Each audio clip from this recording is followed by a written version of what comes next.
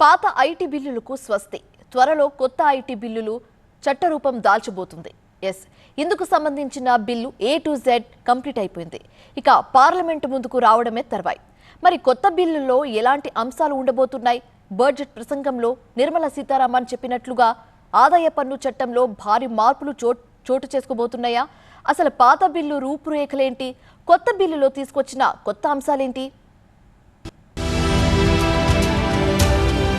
కొత్త ఐటీ బిల్లుకు కేంద్ర మంత్రివర్గం ఆమోదం తెలిపింది. బిల్లును గురువారం లోక్సభలో ప్రవేశపెట్టేందుకు కేంద్రం సిద్ధమవుతోంది. ప్రస్తుతం అమల్లో ఉన్న దశాబ్దాల నాటి ఆదాయ పన్ను చట్టం స్థానంలో trust based self assessment and simplified tax విధానాన్ని తీసుకురానున్నట్టు ఇటీవలే ఆర్థిక శాఖ మంత్రి నిర్మలా సీతారామన్ బడ్జెట్ ప్రసంగంలో తెలిపారు. అందుకు అనుగుణంగా కొత్త ఐటీ బిల్లు కేంద్రం రూపొందించినట్టు తెలుస్తోంది. ప్రస్తుతం ఉన్న ఆదాయపు పన్ను చట్టం 1961లో రూపొందించారు. పాత ఐటీ యాక్ట్ లో 298 సెక్షన్లు, 14 షెడ్యూల్లో ఇలా 880 పేజీలతో ఉండేది. ఆ తర్వాత గత 6 దశాబ్దాలుగా యాక్ట్ కు పలు సవరణలు చేయడంతో పేజీల సంఖ్య పెరుగుతూ వచ్చింది. దీంతో పాత యాక్ట్ కాంప్లికేటెడ్ గా ఉండేది. దీన్ని మరింత సరళీకృతంగా అందరికీ అర్థమయ్యేలా ఉండడంతో పాటు మరింత పారదర్శకత ఉండేలా కొత్త ఐటీ చట్టాన్ని కేంద్రం తీసుకొచ్చింది. ఇప్పుడు ఈ కొత్త బిల్లులో 536 సెక్షన్లు, 23 చాప్టర్లు, 16 షెడ్యూళ్లు, పాత బిల్లులను మొత్తం కలిపి 622 పేజీలతో ఐటీ బిల్ 2025ను రూపొందించింది. పాత ఐటీ యాక్ట్ లో వ్యవస్థీకృత అంశాలు, పన్ను పథకాలు, ఇతర నిబంధనలకు సంబంధించిన ఫ్రేమ్వర్క్ల కోసం పార్లమెంట్ వద్దకు సవరణల రూపంలో వెళ్లాల్సిన పరిస్థితి ఉండేది. కానీ ప్రతిపాదిత బిల్లులో ఆ అవసరం లేకుండా CBDTకే కొన్ని స్వతంత్ర అధికారాలు ఇచ్చారు.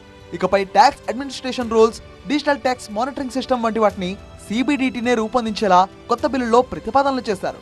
ఈ విషయాన్ని నూతన బిల్లులోని 533వ క్లాజులో పొందుపరిచారు. అంతేకాదు పేజీల కుదింపు వల్ల ఐటీకి సంబంధించిన ప్రతి అంశం క్లియర్ కట్ గా అందరికీ అర్థమయ్యే రీతిలో ఒక్కొక్క సెక్షన్ ఉండబోతోంది. దీనివల్ల సెక్షన్ల కన్ఫ్యూషన్ కు తెరపడనుంది. గతంలో మాన్యువల్ గా ఇంటర్వెన్షన్ ఉండేది, కానీ ఇప్పుడు ఆ బాధలు లేవు. ఫేస్ టు ఫేస్ విధానాన్ని పూర్తిగా స్వస్తి పలకబోతోంది కొత్త బిల్లు. కొత్తగా digital transactions, crypto currency, digital బంగారం ఇలాంటి వాటన్నిటిని కూడా ఇన్కమ్ ట్యాక్స్ పరిధిలోకి తీసుకొచ్చారు.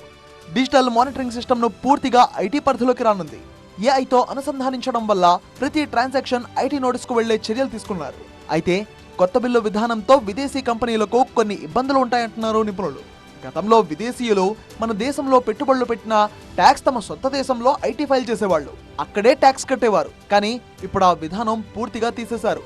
విదేశీయులు మన దేశంలో పెట్టుబడులు పెట్టాలంటే ఐటీ ఫైల్ ఇక్కడే ఫైల్ చేయాల్సి ఉంటుంది.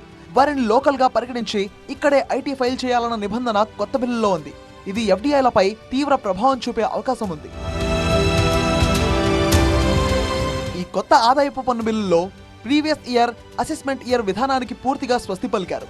ప్రీవియస్ ఇయర్ ను ట్యాక్స్ ఇయర్ గా, అసెస్మెంట్ ఇయర్ ను ఫినాన్షియల్ ఇయర్ గా మార్చారు. ఇప్పుడు కేవలం పన్ను సంవత్సరం, ట్యాక్స్ ఇయర్ మాత్రమే కొత్త ఆదాయ పన్ను బిల్లులో ఉంది. ఇక ESOP, స్టాక్ ఆప్షన్లపై విధించే పన్నులకు సంబంధించి స్పష్టమైన నిబంధనలకు కూడా కొత్త బిల్లులో పొందుపరిచారు. కొత్త విధానంతో న్యాయ వివాదాలు తలెత్తే అవకాశాలు తగ్గుతాయి. గత 60 ఏళ్లలో స్టాక్ ఆప్షన్లకు సంబంధించిన వివిధ కేసుల్లో వచ్చిన కోర్టు తీర్పులను కూడా ఈ నూతన బిల్లులో ప్రస్తావించారు. ఇక ఆదాయ పన్ను స్లాబుల్లో భారీ మార్పులు తీసుకొచ్చింది మోదీ సర్కార్. 12 లక్షల వరకు ఎలాంటి పన్ను లేకుండా మధ్యతరగతికి ఊరటనిచ్చింది. దీంతో 1,00,000 కోట్ల రూపాయల వరకు కొత్త ట్యాక్స్ ఇయర్ లో అందుబాటులోకి వచ్చే అవకాశం ఉంది. మధ్యతరగతి కొనుగోలు శక్తి పెంచి ద్రవ్యోల్బణం స్టేబుల్ గా ఉంచేందుకు కేంద్రం ఈ చర్యలు చేపట్టింది. అలాగే రూపాయి మరింత బలహీనం కాకుండా డాలర్తో పోటీ పడేందుకు బూస్టప్ ఇచ్చేలా పన్ను చట్టాల్లో అనేక మార్పులు తీసుకొచ్చినట్టు కేంద్రం చెబుతోంది. ఈ కొత్త బిల్లు రూపకల్పనకు ఆదాయ పన్ను చట్టంలోని వివిధ అంశాలపై అధ్యయనం చేయడానికి 22 ఉప కమిటీలు నియమించారు. భాషను సరళతరం చేయడం, న్యాయ వివాదాలకు తావు లేకుండా మార్చడం, అనవసరమైన నిబంధనలను తొలగించడం వంటి అంశాలలో సలహాలను, సిఫార్సులను స్వీకరించారు. ఈ అంశాలపై ఆదాయ పన్ను విభాగానికి దాదాపు 6,500 సలహాలు, సూచనలు అందాయి. వీటన్నిటినీ సమీక్షించే కొత్త ఐటీ బిల్లును కేంద్రం రూపొందించింది. గురువారం పార్లమెంట్ ముందుకు రానున్న కొత్త ఐటీ బిల్లు లోక్సభ ఆమోదం రాగానే పార్లమెంటరీ స్టాండింగ్ కమిటీకి పంపించనున్నట్టు తెలుస్తోంది.